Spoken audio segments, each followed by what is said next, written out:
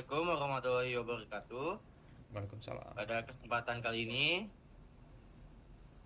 saya kedatangan bintang tamu. Boleh bintang tamu memperkenalkan diri? Oke, perkenalkan nama saya Albanda Palaksana, bisa dipanggil Bani. Baik, yang Dan ketiga. saya Syarif Yudi Putra, bisa dipanggilnya Rifki. Oke, pada kesempatan kali ini kita akan membahas buku tentang Muhammad Al-Fatih bab ketiga. Baik, tanpa berlama lagi, mari kita mulai podcast pada kali ini.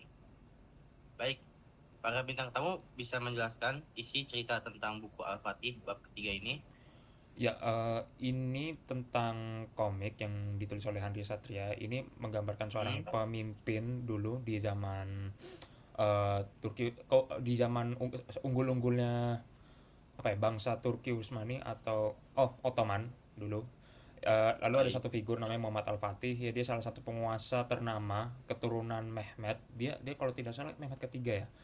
Ya, jadi inti ceritanya ini sesuai subjudulnya, yaitu penaklukan. Jadi ini dia menceritakan apa ya? Menceritakan ya jalan ceritanya dia selama melakukan penaklukan Konstantinopel gitu. Nah, jadi intinya gimana pasukan Utsmani dulu mengampun kota yang dulu tuh dianggap mustahil. Jadi Konstantinopel itu dianggap mustahil banget buat dijajah karena ya secara letak geografis sama kokoh juga pelindungannya. Terus di sini juga ada menggambarkan strateginya Al-Fatih, gimana cara misalnya digambarkan juga momen legendaris Al-Fatih, gimana dia memerintahkan pasukannya. Yang paling terkenal itu gimana dia memindahkan puluhan kapal itu melewati darat buat apa ya, misalnya buat melewati rantai raksasa gitu. Itu dulu rantai raksasa itu justru juga salah satu faktor kenapa Konstantinopel itu sulit dijajah, karena susah juga buat digapai lewat kapal gitu. Nah, di sini juga ada gimana ya, ya sisi spiritualnya gitu loh. Jadi sisi spiritual gimana pasukan Utsmani dulu, peran-peran para ulama kayak Syekh, aduh lupa deh namanya pokoknya. Jadi intinya membakar semangat jihad, terus melewati Bukit Galata. Nah, Bukit Galata ini dilewati kapal-kapal itu. Nah, terus lewat Bukit Galata terus hingga ya sampai detik-detiknya runtuhnya dinding namanya dinding Theodosius deh kalau nggak salah, titik yang ditembus Theodosius. Ada pokoknya ada nama titik lain, tapi ya salah satunya Theodosius ini yang dijebol sama Muhammad Al-Fatih. Itu sih kurang lebih sejauh ini yang saya dapat gitu. kalau dari Syarifi bisa menjelaskan isi buku dari Muhammad Al-Fatih? Oke, kalau yang telah saya baca sih, jadi buku Al-Fatih ini menceritakan tentang fase transisinya kepemimpinan Al-Fatih dari anak muda yang diragukan menjadi pemimpin yang membuktikan diri lewat tindakan. Dan si Al-Fatih ini diarahkan untuk punya tujuan besar sehingga mentalnya lebih siap menghadapi keraguannya. Baik, saya mau Sudah bertanya kepada kalian berdua, bagaimana pendapat kalian mengenai metode pembentukan pola pikir bagi Muhammad Al-Fatih? Boleh Boleh Rifki dulu mungkin. dari Albani dulu. Mungkin dari Rifki dulu aja, saya masih mikir-mikir deh tadi. Mungkin boleh diulang lagi pertanyaannya. Metode pembentukan pola Bagaimana pikir pendapat kalian mengenai metode pembentukan pola pikir oleh Muhammad Al-Fatih? kan. Mungkin boleh dari Rifki dulu deh. Jujur belum terbayang ya.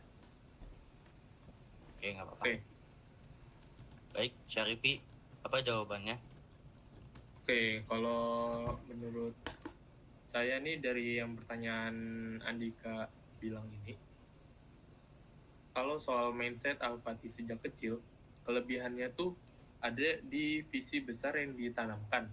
Anak kecil yang biasanya mikirnya tuh kayak cuman main-main, tapi dia udah diarahkan ke tujuan gede seperti Konstantinopel. Itu bikin mental beda dari anak lain. Jadi kelebihannya tuh banyak lah dari mindset Al-Fatih ini dari kecil. Iya. Baik, berarti sudah diajari dari sejak kecil ya, Iya. mindset pola pikir ini. Iya. Oke, bagaimana dari Albani? Oke, mungkin ngambil sedikit lagi tadi dari Rifki ya, karena dulu sejarahnya dulu si Mehmet ini atau si Al-Fatih, dia dulu itu pangeran. Iya. Ya tau lah gambaran pangeran dibesarkan dari kecil, mereka tuh manja karena ya itulah dibesarkan di zona Ya. nyaman, apalagi di kastil, diserba adain sama ayahnya ya, atau Sultan Mehmet ke satu atau dua ya. Maaf, ini Mehmet dua, Mehmet satu, Mehmet dua ya kalau nggak salah, Sultan Al-Fatih saya lupa deh pokoknya.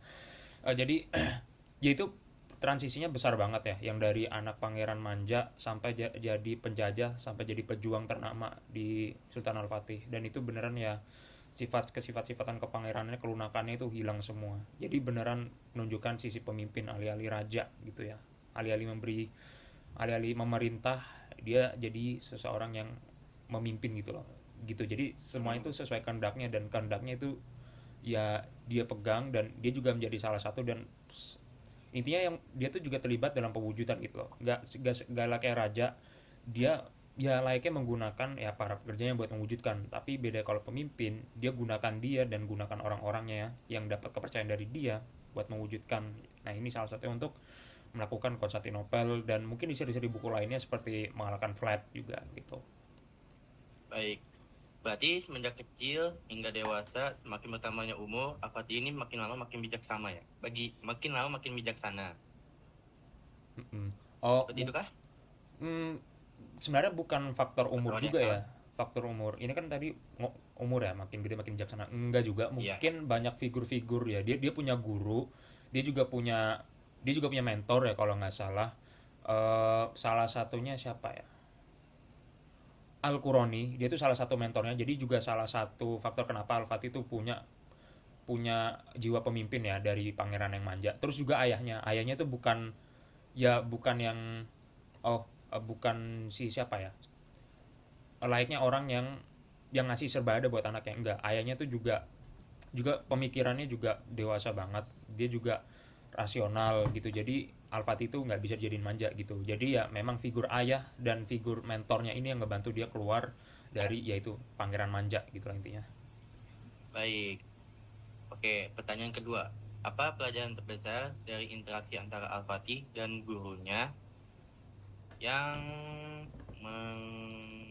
mengubah... Ulang.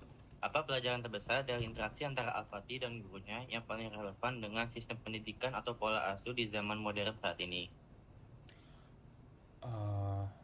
Mungkin dia tuh salah satunya, dia tuh nurunkan ego si Al-Fatih gitu ya. Ini dia yang apa, Al-Fatih dulu dia tuh pangerannya keras kepala gitu ya, egonya tinggi. Nah terus si gurunya ini, si Syekh Al-Quran ini ya, dia sebagai ya peredam gitulah. Itu penting juga pola mindset buat anak-anak sekarang.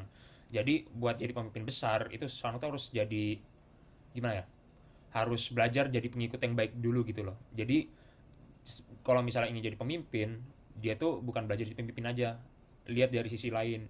Al-Fatih ini belajar menjadi pengikut. Nah pengikutnya itu gimana, dia belajar jadi pengikut, yaitu jadi disiplin, dia mematuhi Syekh Qurani, dia menghormatin Al-Qurani. Nah itu dia jadi pemimpin yang baik. Jadi bukan dari kecil tuh diajarkan gimana jadi pemimpin gitu, megang kekuasaan, enggak. Dia harus gimana ya, ya harus terdisiplin gitu loh. Jadi harus nundukkan ego di hadapan mentornya, misalnya di hadapan Al-Qurani atau guru. Nah itu intinya gimana ya, timbul awal atau faktor timbul awal biar ilmunya itu sama bijaksana itu masuk gitu. Jadi ilmu sama kebijaksanaannya itu kalau misalnya ke apa ya, egonya masih tinggi sama eh, keras kepala yang masih ada, itu bisa terblokir gitu. Jadi sifat pemimpinan nggak ada. Jadi makanya figur Al-Qur'an ini membantu banget. Terus ada juga eh, gimana ya, ada juga ini ilmu dua sisi gitu loh. Jadi nggak cuma ngajarin teori si Al-Quran, siapa ya, ada salah satu syekhnya, bukan Al-Qurani, pokoknya salah satu gurunya, dia tuh nggak cuma ngajar ilmu teori gitu. Jadi nggak cuma apa Al-Quran, fikih, tekstual, enggak. Jadi si gurunya ini kalau nggak salah ngasih pelajaran secara visual gitu. Jadi pola pikir sama mindsetnya si Al-Fatih dia juga terlatih. Jadi nggak cuma, jadi misalnya kayak nggak cuma serba ngitung-ngitung, nggak, si gurunya ini naruh Al-Fatih di dalam situasi tersebut gitu. Jadi intinya ini ilmu teoretikal versus praktikal gitu. Nah inilah perlu banget diterapkan sekarang, karena dengan kurikulum yang sekarang itu sangat menekankan ilmu-ilmu teori itu sangat kurang, karena pelajaran itu hanya memperbanyak di satu sisi, karena ilmu dua sisi ini misalnya kayak leadership atau apa itu dibutuhkan di dunia pekerjaan gitu, jadi nggak bisa seluruhnya mengandalkan ilmu teori itu sih. Baik, kalau dari Syarifi, apa jawabannya? Oke.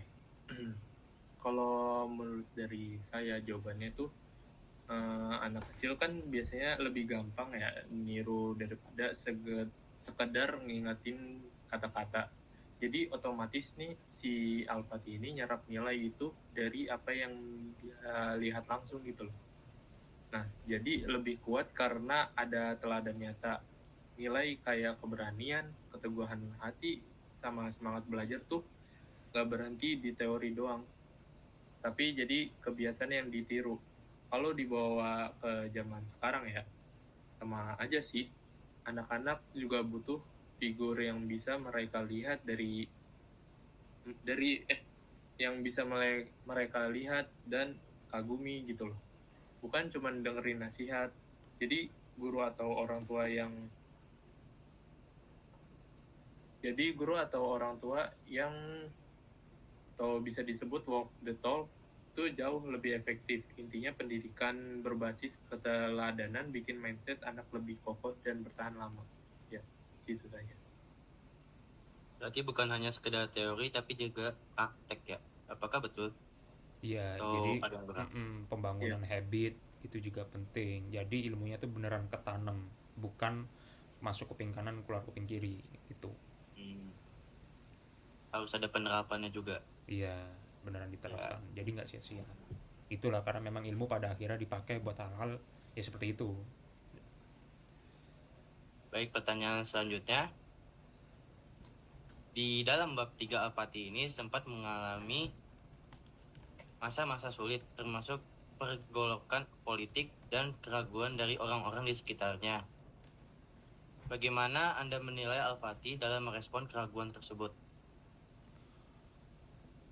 Wah, kalau dari bukunya sendiri, kalau protes pergolakan sih lupa ya. Pokoknya kalau saya simpulin semuanya tuh ya berjalan sesuai harapan, tapi mungkin ada bagian yang kelewatan ya. Mungkin ini di bagian Al-Fatih kedua itu mungkin lebih banyak, di mana dia sisi pemimpin secara birokrasinya itu mungkin lebih banyak terlihat dibanding yang ketiga mungkin ya fokusnya gitu sih. Kalau dari Syarifi, apa jawabannya?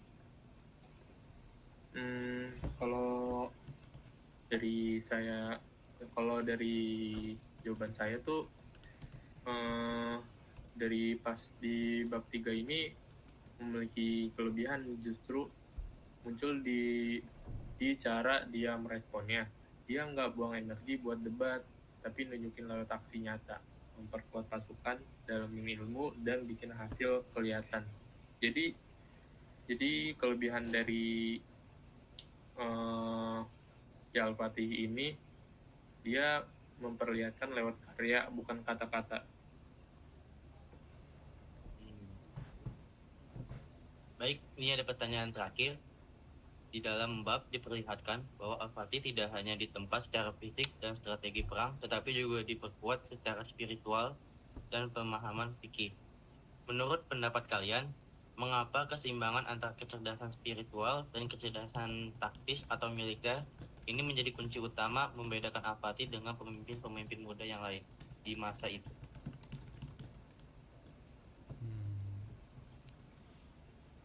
Mungkin balik dari Rifki dulu. Baik, dari Syarifi, apa pendapatnya?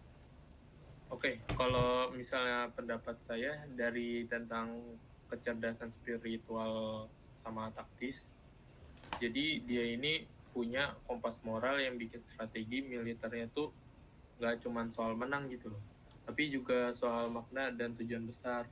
Itu yang bikin dia beda dari pemimpin muda lainnya.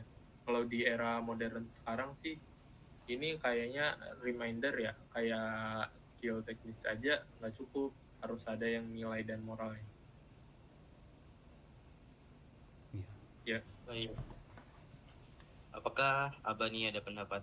Ya sebenarnya banyak banget ya, mungkin berhubungan juga sama pertanyaan yang pertama atau kedua tadi ya. Gimana si mentornya ini nggak cuma ngajarin agama dan fikih gitu. Nah jadi intinya iya tadi, eh, apa tadi disebut Syarifki sebagai kompas moral gitu ya, ilmu-ilmu spiritual nggak cuma taktis gitu. Jadi nggak sembarang ingin mencapai tujuan, harus banyak pertimbangkan hal-hal lain. Jadi semakin kamu tahu semakin kamu bingung gitu, jadi semakin banyak Al-Fatih harus misalnya membuat keputusan tentang itu selama dia menjajah Konstantinopel. Misalnya salah satunya, eh, ini tuh sebagai pembatas ilmu spiritualnya. Jadi misalnya ketika dia berhasil menjajah Konstantinopel, terus dia melihat warga-warga mengungsi. Nah mungkin beberapa pemimpin lain itu gimana ya? Dia tuh kejam, dia akan mempermudah mereka untuk misalnya untuk mencapai tujuan gitulah. Nah di situ karena mereka tidak menyisipkan misalnya ilmu-ilmu spiritual. Nah tapi beda dengan Al-Fatih. Simpulan dari buku Muhammad Al-Fatih ini, kesuksesan besar yang diraih Muhammad Al-Fatih ini berasal dari pendidikan karakter yang holistik, kemauan belajar dari kegagalan masa lalu, dan pendalaman ilmu pengetahuan yang luas. Sekian dari podcast kali ini. Terima kasih para bintang tamu telah hadir. Assalamualaikum warahmatullahi wabarakatuh. Oke.